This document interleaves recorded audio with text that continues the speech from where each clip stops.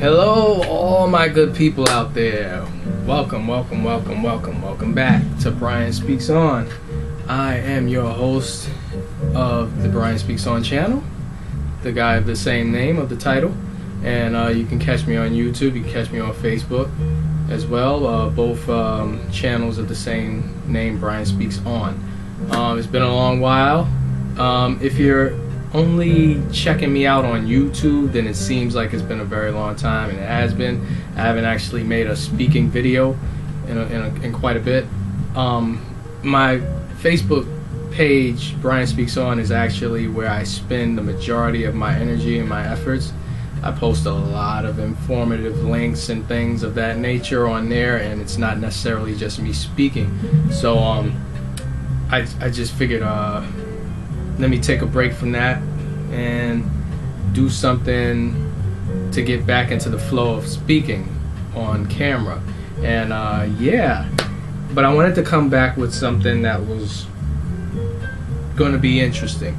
There's been a lot going on, especially politically in the country, but I didn't want to tackle anything with the same surface material as what's been spoken about. Me, for those that keep up with me, I like to talk about what may be a hot button topic, but I usually like to speak to a different angle on it or a different perspective, and I think I found one with this one.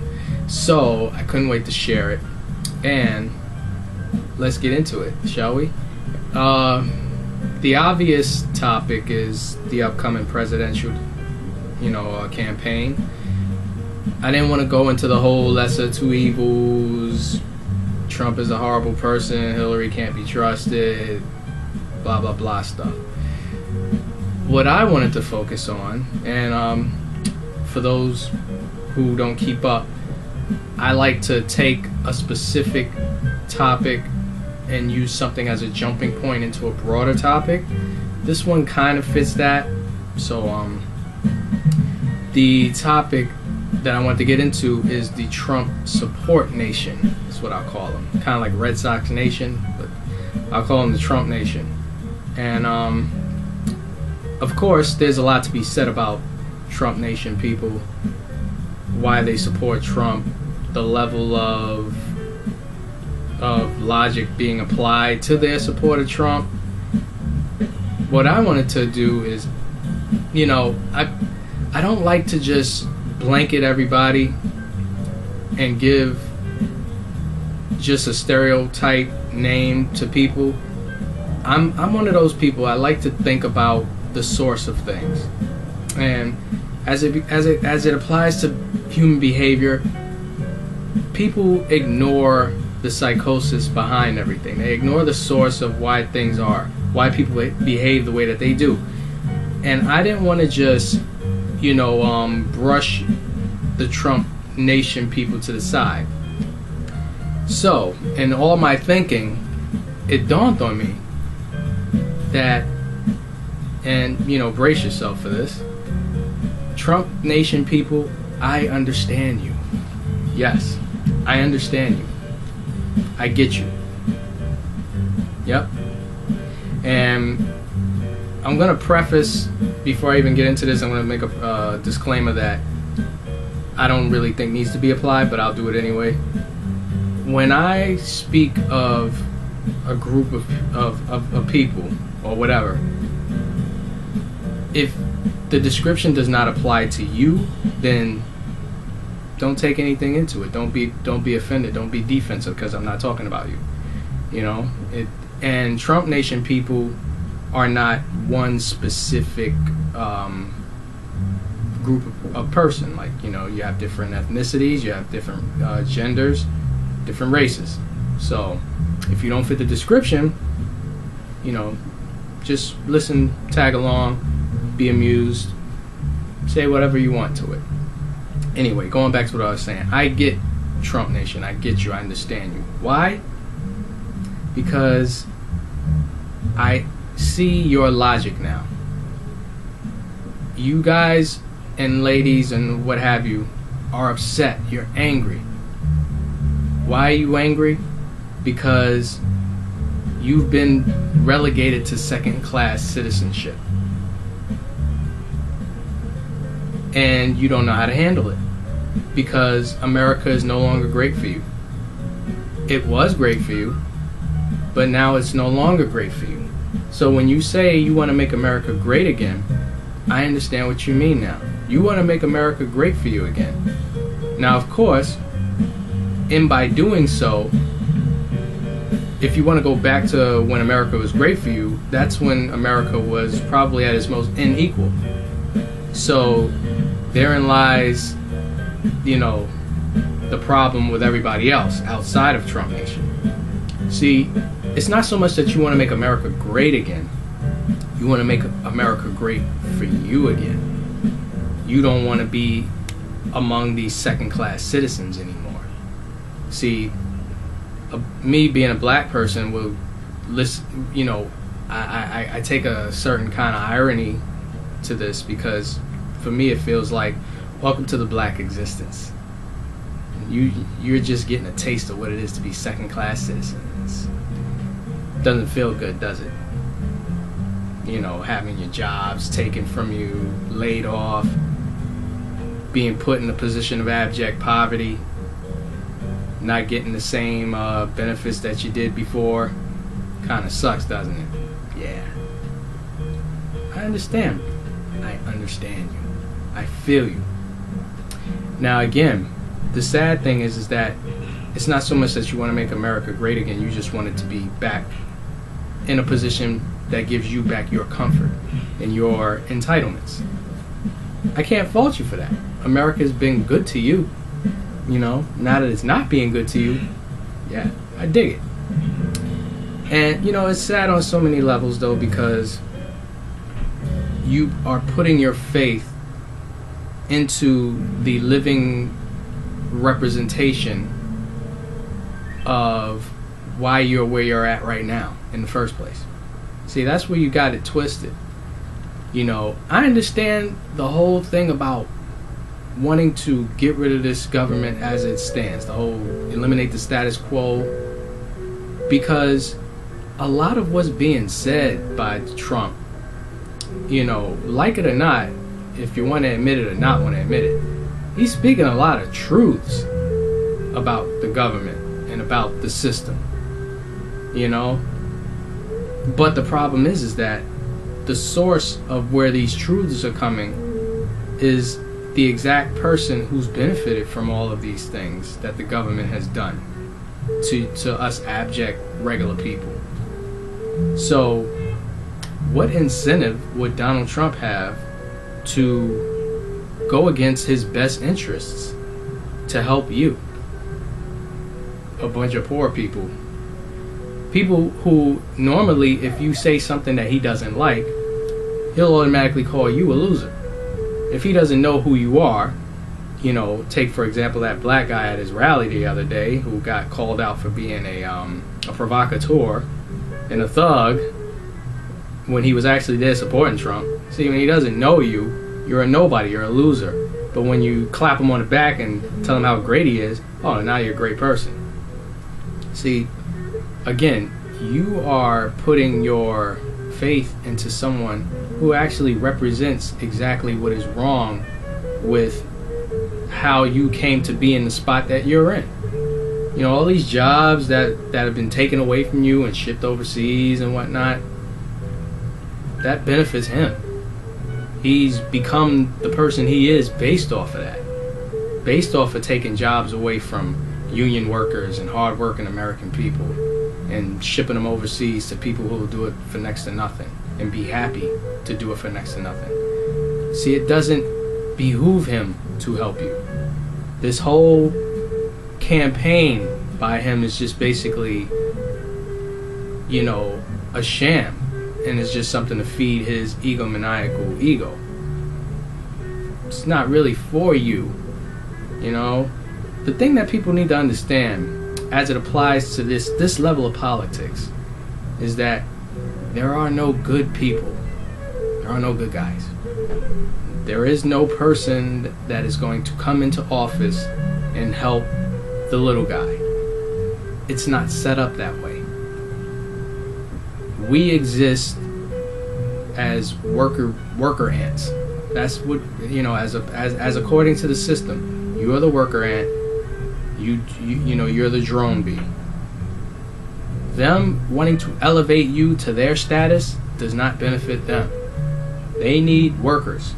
They don't need more millionaires and people who are independent, who don't need the government, who don't need, a tit to feed off of, per se. They need us to be where we're at. That's how the system functions. And it's sad because they've applied an age-old tactic that still works to this day, which is to point to you, Trump supporters, and say, you know who the problem is? Those people over there. See, they play to your Archie Bunker sense of bigotry, and they say it's those blacks, and it's those Mexicans, and it's those Muslims. They're the ones that's ruining this country. Those people don't have any power to do anything in this country. So how can people with no power be the ones bringing the country down? And it's being told by the very people who are actually responsible for you being in the position that you're in. So it's like, yeah, look at him so that you don't see what I'm doing to you. Classic shell game. And you've been hooked, just absolutely hooked, like a bass fish. They got you all, you all hooked. They got you looking at people that have no power to do anything to you, as if they're the reason why you're where you're at. And again, if Trump were to even become the president, what would really change for you? Because again, he's the one that represents the ones that have maneuvered the system into this position. So you talk about Hillary and all that, how she's an establishment person and everything like that. So what does Trump represent? Whenever you speak of government, we speak of government as being corrupt because of what? Because of lobbyists, because of big business, lobbyism, people being paid, puppets. Well, Trump just represents that aspect of the system. He doesn't represent. He's not a maverick. See, he's got y'all all juiced up like, oh, I'm this maverick and I'm coming with these new, great, glorious ideas. His glorious ideas benefit that part of the system, the privatized business aspect. He'll deregulate everything and allow capitalism to get even worse than what it is now. Hell, government is actually kind of trying to keep certain things at bay with regulatory policies. You give Trump the presidency, what do you think is going to happen? You got to think, man. See, it's not much different from the days of slavery here, as it applies to the higher hierarchy, the actual slave owner people that were really profiting from slavery and stuff like that. So you had them, and then you had the poor whites, like the Irish and the Sicilians and people like that. Just think of gangs in New York. See, they caught on to it early. They saw the slaves, the native people, the poor Irish, the poor Scottish, the poor Sicilians. They saw that there was this kind of like communion of common understanding among them. They didn't want that. They didn't want us being together. They knew that we were better divided because then we could be controlled. It's the whole point. So what did they do? They accepted the non-black, people into their dinner table and said, "You're not one of them. You're one of us. You're white.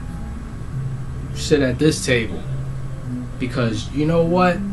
The lowest among you is still better than the highest among them."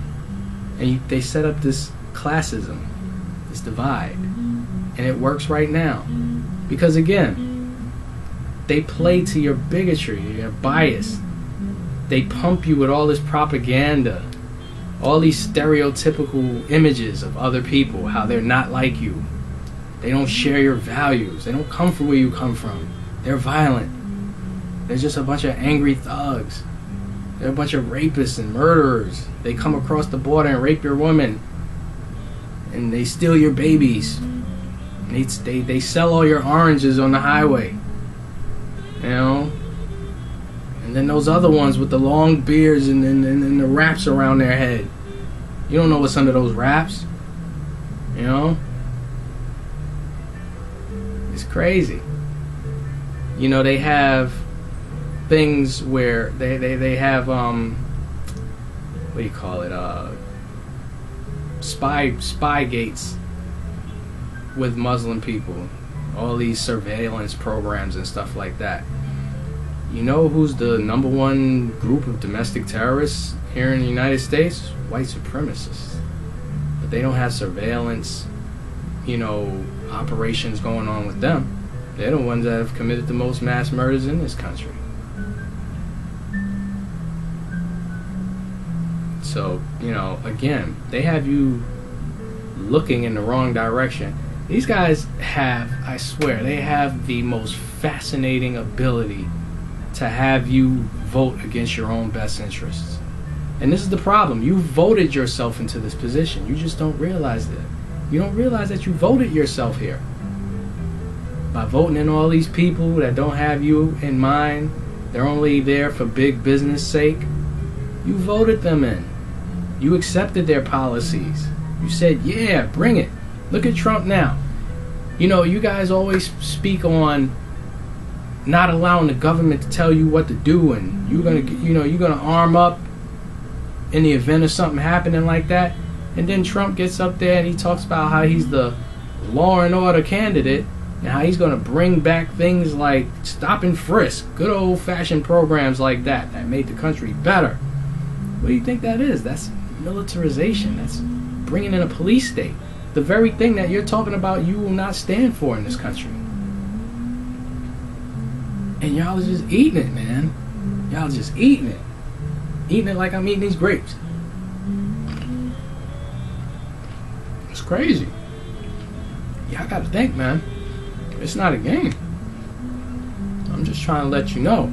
I understand you. I feel you, bro. Sis. Cuz. I feel you. But see, it gets warped after a certain point. You don't realize that we're more or less in the same boat. But you've been conditioned to think that you're better than being in this boat with the rest of them. You're not supposed to be in this boat. You're supposed to be up there. It's not going back there. It's not. It's just not. Sorry. I hate to break it to you. The only real way out of this is equality. It's really the only way out of this.